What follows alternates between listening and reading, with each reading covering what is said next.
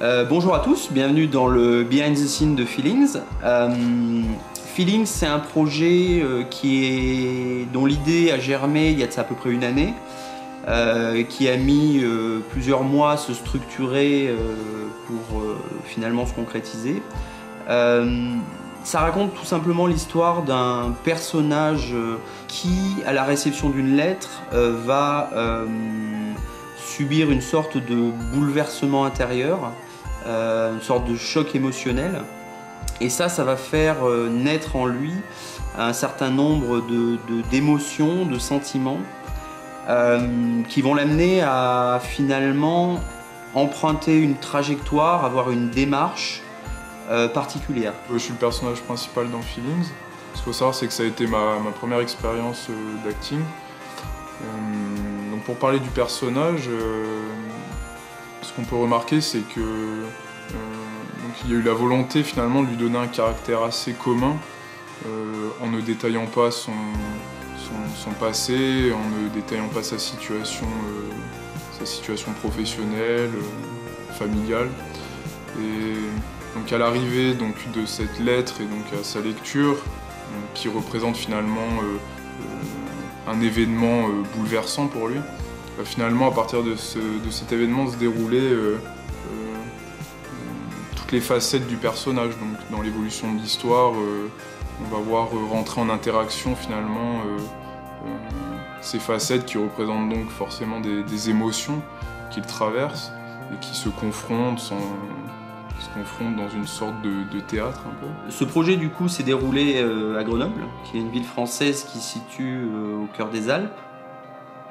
Et les lieux qui ont été choisis, qui se décomposent essentiellement d'un côté avec l'appartement et de l'autre avec cette colline et ce grand arbre, ont été choisis de façon délibérée.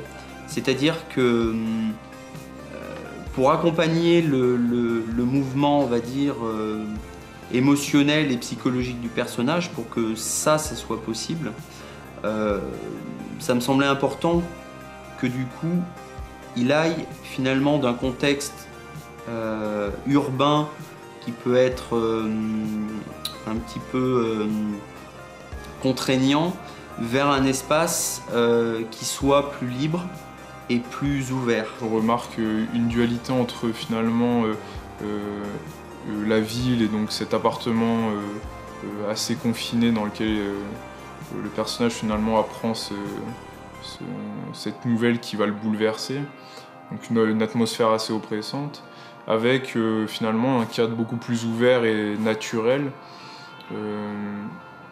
vers lequel il va tendre finalement dans une quête de libération, c'est-à-dire une libération de tout ce qui fait ce carcan sociétal, et donc de son identité finalement aux yeux des autres. Le point culminant, c'est vraiment l'arrivée sur cette colline et donc sur cet espace qui est complètement ouvert, qui est aussi finalement un environnement originel pour l'homme et qui va être aussi l'endroit où finalement le théâtre de ses émotions va pouvoir avoir lieu et la confrontation de ces différentes facettes va se conclure. Au niveau du tournage, du coup, on a travaillé avec tout ce qu'on appelle les DSLR. Donc, pour nous, au niveau de la vidéo, ça a été des bases de boîtier Canon, donc type 5D Mark III. On a dû donc coupler ça quand même avec quelques systèmes de stabilisation type crosse d'épaule, type grue portative, etc. Et puis au niveau du son, une perche avec un Rode NTG1 pour pouvoir capter toutes les ambiants et puis toutes les actions un petit peu extérieures. On a fait tout ça globalement avec nos moyens et c'est vrai que ce qui a vraiment facilité le tournage en utilisant ce type de matériel là, ça a été vraiment l'ergonomie, puisque en particulier pour les parties en extérieur qui se passaient un petit peu en hauteur, ça a été pratique quand même d'avoir le minimum de matériel à trimballer pour pouvoir tourner les plans qu'on avait à faire. Sur ce projet, je me suis occupé en grande partie de la post-production. D'une part, les étapes de colorimétrie et aussi les effets spéciaux avec les fonds verts. Donc au niveau du tournage, on a utilisé des fonds verts sur la scène de ce qui se passe sur la colline. En fait, on avait besoin pour cette scène de voir justement tous les personnages coexister sur le même espace et interagir entre eux. Donc le seul moyen, c'était d'utiliser du fond vert. Donc je me suis occupé du placement de ces fonds pour avoir des raccords entre les différentes images. Et je me suis occupé du coup en post-production du détourage et de la mise en place de ces éléments à incruster. Au niveau de la colorimétrie, donc il y a déjà un choix esthétique avec le noir et blanc, mais on a aussi décidé d'apporter un certain grain à l'image. Et l'autre raison pourquoi on a choisi le noir et blanc, c'était en quelque sorte d'aplanir l'image pour délaisser tout ce qui est du détail dans le décor, pour se concentrer uniquement sur le personnage, son jeu, les sentiments et les expressions qu'il le laisse paraître.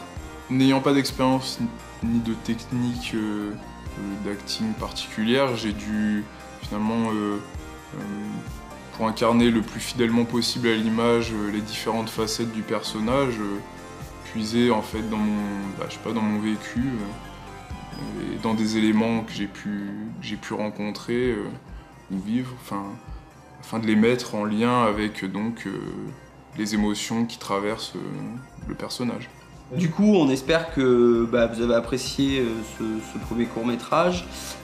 Pour nous, ça a été une expérience très enrichissante, pas particulièrement simple, mais on en a tiré pas mal de petites leçons d'enseignement qui nous serviront pour la suite.